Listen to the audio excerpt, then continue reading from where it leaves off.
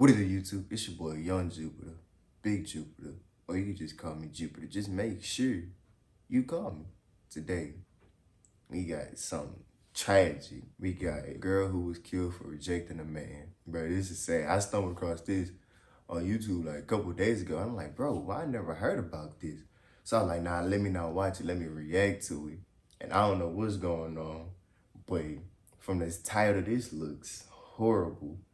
Like, for all the men out there, bro, rejection is not that bad for you to have to kill somebody. If this title was actually true, because that is sad, bro. You going to jail for what? Because you got rejected. It's never that deep, bro. It's never that deep. But I'm going to link to the original video down below if y'all want to check it out for yourselves. Without further ado, let's get into it. She went over to her apartment and grabbed her suitcase, but never came out. He said, I'm the maintenance guy. I heard you're looking for me.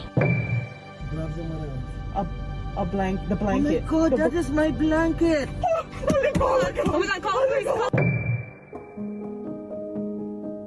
Have you ever been rejected by someone you liked? How did you feel? Disappointed, embarrassed, sad, upset, or...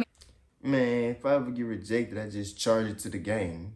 And then plus, there's somebody out there for everybody, bro. Like, it's never worth taking anybody's life. I never thought about hurting anybody, because if I ever got rejected, that was part of life. You're going to get rejected for everything. Like, nah. even a little angry? But eventually you did get over it, didn't you? Well, the man in this case could not handle being rejected by a girl he was interested in, and he ended up doing something truly horrible.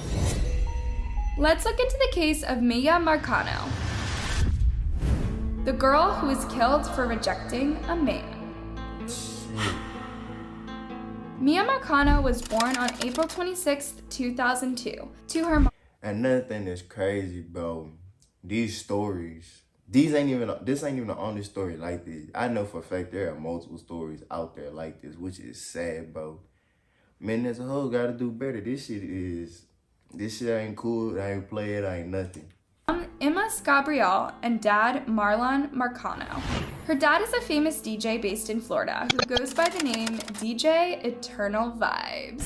Mia had one older brother, Marlon Jr., and they both grew up in Pembroke Pines, Florida. When their parents divorced, their mom went to live in the Virgin Islands, and their dad remarried a lady known as Giselle Blanche, who became like a second mother to Mia and her brother.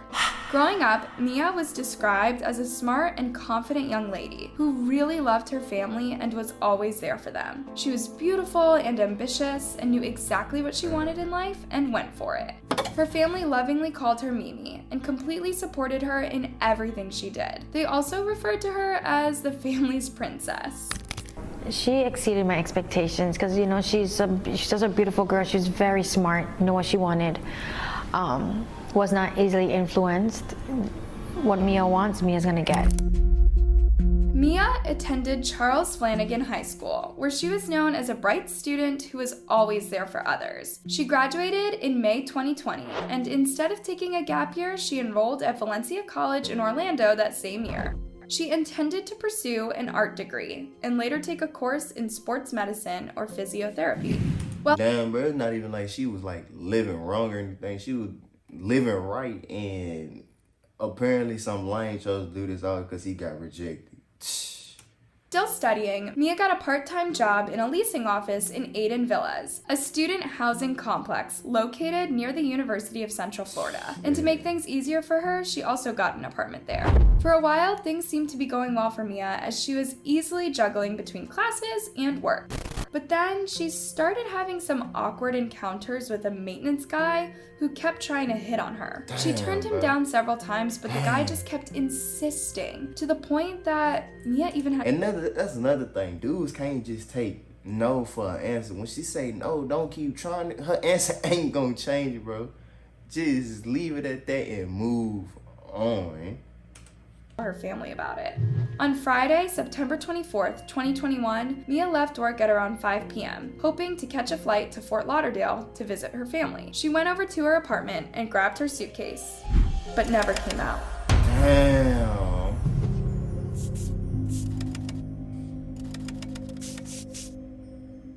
Mia's family members started to get worried when she stopped responding to their texts and phone calls. It was so unlike her to go off the grid like that. They told themselves that maybe she was busy trying to catch her flight or was having issues with her phone, but then her flight landed and there was no sign of Mia. Her phone was not going through and her family knew that something was definitely wrong. At around 9:30 p.m., Mia's mom called the Orange Sheriff's Office and asked for a wellness check to be done on Mia. A deputy was dispatched a few moments later, and he went over to Mia's apartment to check on her. When he got there, he knocked on the door several times, but no one answered. Eventually, one of Mia's roommates arrived and let the officer into the apartment, and what they found was enough to convince them that something bad had happened to Mia. When the officer tried to enter Mia's room, he noticed that the door was unlocked, but something was blocking it from the inside. He went around and peered through the back window, and that's when he saw a mini dresser placed right in front of the door, as if Mia had been trying to prevent someone from getting in. The officer also noted that the window had been tampered with, and that there were jewelry scattered on the floor and some red stains on her pillow. The deputy spoke to Mia's roommate, who said that Mia had texted her at 5 p.m., saying that she was heading to the airport. When asked if there was someone in Mia's life who would want to harm her, she mentioned the maintenance guy, Armando Caballero. She said that Armando had been harassing Mia, asking her out on a date, and that Mia had always rejected him. According to Mia's family, the deputy then left the scene, and they did not hear back with any more information about what was being done. Arden Villas also did not respond to the family's calls, so they decided to go over to Orlando and check what was happening. We haven't heard from them. They have not responded to the calls from, we call the emergency line on the way to Orlando. They have not even responded to that. They arrived at the apartments around 3 a.m. and called the sheriff's office to the complex to give them access to Mia's room. Apparently, even after all the signs of struggle in the room, the place had not even been declared a crime scene, and so Mia's family had to investigate on their own. Upon entering her room, they found a yellow box cutter under a... So wait, so she was kidnapped first? Damn, bro. Man, all the women out there, bro, go invest in a gun, taser, something, make some type of defense, because these dudes weird as hell, for real. That did not belong to Mia. And then a short while later, guess who showed up in front of Mia's apartment? Armando Callebo. He said, "Are you looking for Mia?" I said, "Who are you?" He said, "I'm the maintenance guy. I heard you're looking for me." Mia's aunt found this to be really weird, since they had not yet announced that Mia was missing. So how did he find out? It was also suspicious that he would show up at 4 a.m. while he was off work and had no reason to be there.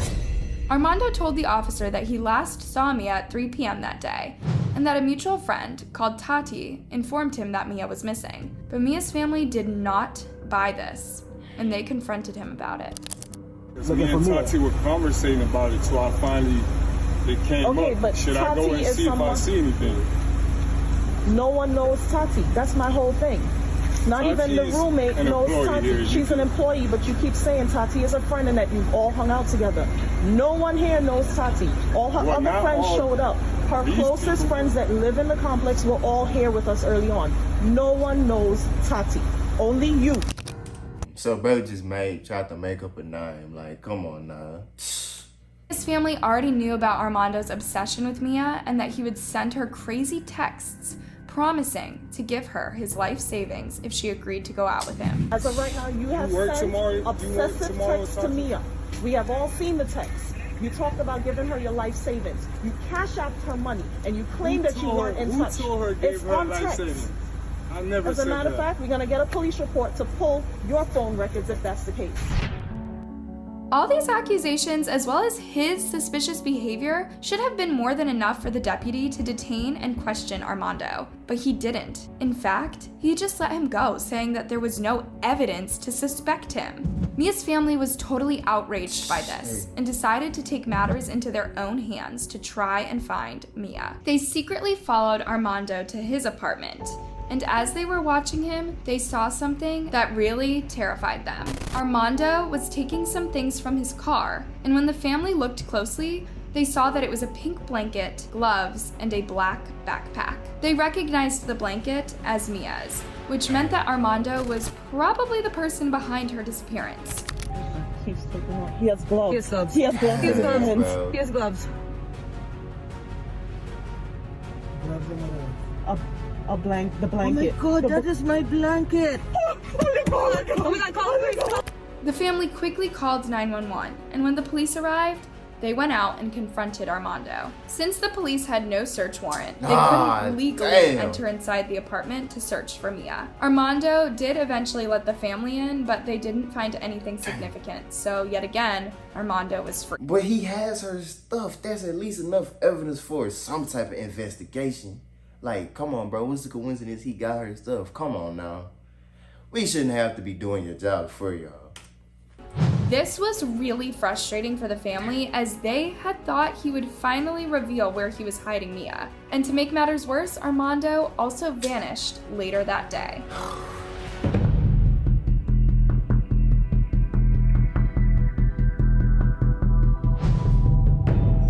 By now, Mia had been entered as a missing person by the Orange County Sheriff's Office. And since Armando was the only suspect in the case, man, I hate hearing missing person story. Cause I'm like, man, when somebody go missing, it's like, nowadays it's like a damn near 80-90% chance that they already gone, bro. That shit's sad. a warrant of arrest was issued upon him on Saturday the 25th at around 4:30 p.m. A few hours later, detectives raided and secured Armando's apartment. But it was already too late. Armando was long gone. See, if y'all would have just at least took him in when y'all seen he had her stuff, at least. That they had video proof. And he let y'all come in and y'all still didn't do nothing, bro. Like, come on. Investigators learned that on the day of Mia's disappearance at around 2 p.m., someone had opened her apartment using an on-call maintenance key fob, which was known to be in Armando's possession.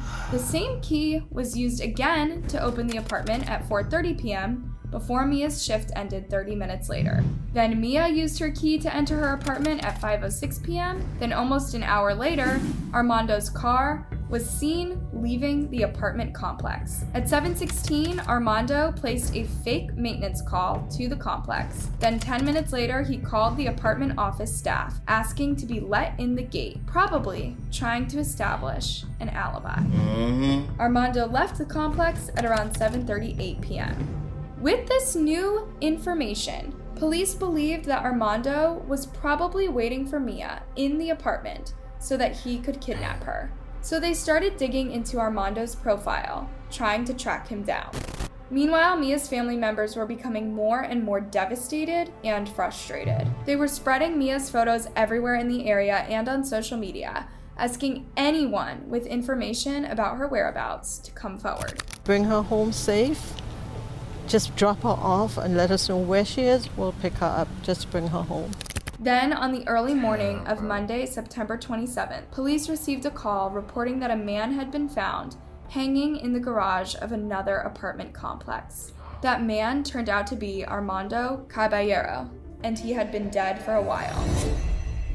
So he killed himself because it seemed like he already know what he did. Bro, all they had to do was just take him in when they had the chance, bro. This discovery was really devastating to the case, as he was the only one who knew where Mia was and if she was still alive. Mia's family was furious that Armando chose to take the cowardly way out instead of saying what he did to Mia. Still, her family held on to the hope that they'll still find Mia alive. They believed that Armando had kidnapped Mia and that she remained somewhere nearby. In a press conference, Mia's aunt sent a message to her, telling her that they were not going to give up hope on finding her. You know our family is strong. You know our family is big. You know we will never sleep one night until we get you home. We miss you. We know that you're strong. With Armando gone, the search for Mia quickly intensified, and dozens of people came in to help. Along with law enforcement officers, they scoured through the entire town searching rivers, lakes, and bushes for any sign of her. By September 30th, the search teams had conducted over 30 searches spanning across 3 counties, using various resources including helicopters, K-9 units, and dive teams. The Sheriff's Department had also established a central operations center in Orange County where the investigators could process all tips and leads as well as communicate with people in the field.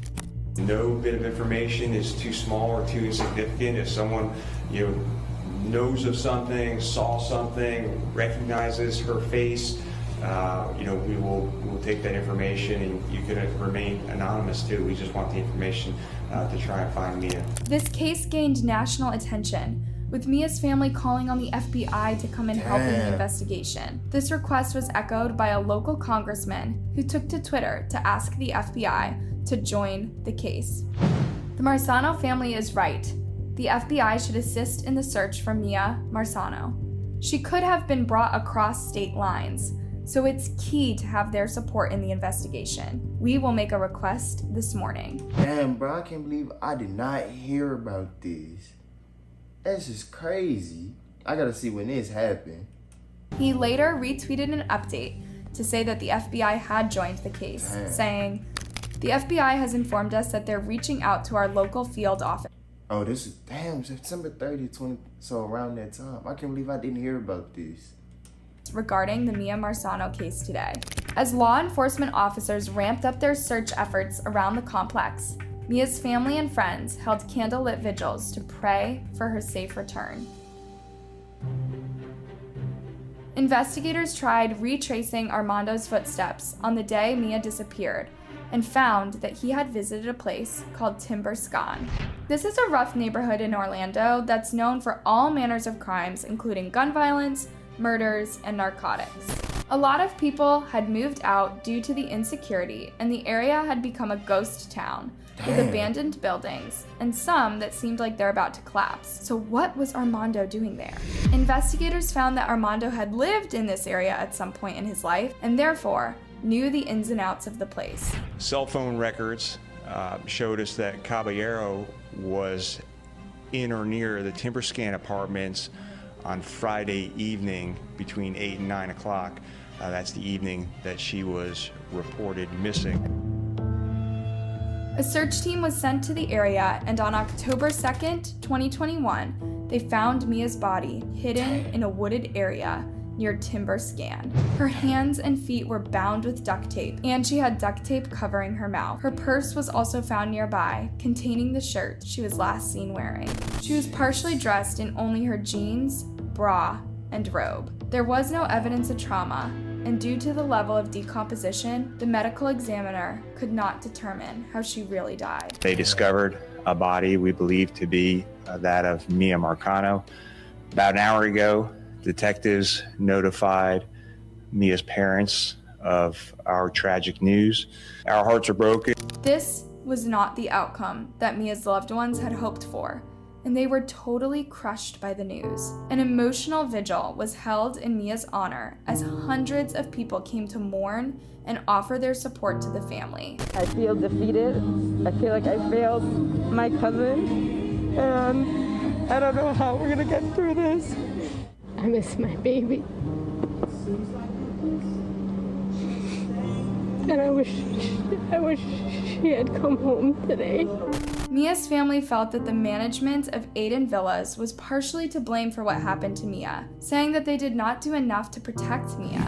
They've since filed a wrongful death lawsuit against the complex. Just to have unfettered access to someone's apartment is irresponsible and is definitely not in the best interest of the tenants. Had he not had the access to Mia's apartment, I feel like no management should have no access to your apartment. Like, bro, this is ridiculous. I don't care if it was a college complex or whatever it was, any complex, but this is ridiculous. That this could have been easily preventable. As it turned out, this was not Armando's first offense. In March 2021, while working in a different apartment complex, he wrote a note to another woman asking for a date. The woman... Bro, and the police knew this information, or apparently didn't find it out, but I feel like y'all should have just took him in. and just held him. You're our main suspect. Why would we let you go? Y'all had 2 opportunities to take him, and y'all just said, we'll let him go. No. Y'all had 2 opportunities to take him, and y'all chose not to. Y'all, I'm sorry, bro. Y'all partially to blame, too. I'm sorry. To go out with him a few days later, but then he started insisting that they go out that night, and the woman got spooked and canceled the date altogether. Later that night, a black dumbbell was thrown through her bedroom window, and although she didn't see who did it, she knew that it was Armando. Armando was also arrested in 2013 on charges of detaining a small homemade explosive in a high school as a prank. Fortunately, no one was hurt. He pleaded guilty to a lesser charge of aggravated assault with a deadly weapon and was sentenced to probation. Aiden Villas claimed that they did a background check on Armando before they hired him, saying that this record belonged to another person with a similar name. But what are the chances that 2 people could have the same first, middle, and last name? There's no way possible that you could have the same first, middle, and last name, bro. The apartment complex is partially to blame, bro. They are to blame too, for sure. And also share the same date of birth. What do you think about this case? Should the complex be held responsible for Mia's death? Let me know your thoughts down in the comment section. Bro, cases like this is horrible, especially when you have family members, women family members, bro. This shit is horrible. Every male out there, bro, take this shit as a lesson, bro. When you get rejected, bro, move on. It's never that deep. Bro, take your L and go about your day. You make it seem like anybody gonna know you got rejected. It's never that serious. Come on now, you gonna get rejected everything you do in life. Don't go kill somebody for it because you get rejected. That's lame as hell. Yeah, this video, this shit horrible. That's sad. Damn, bro. That was sad. But that's the end of this video. Make sure you like, comment, and subscribe to the channel if you will. I'm out.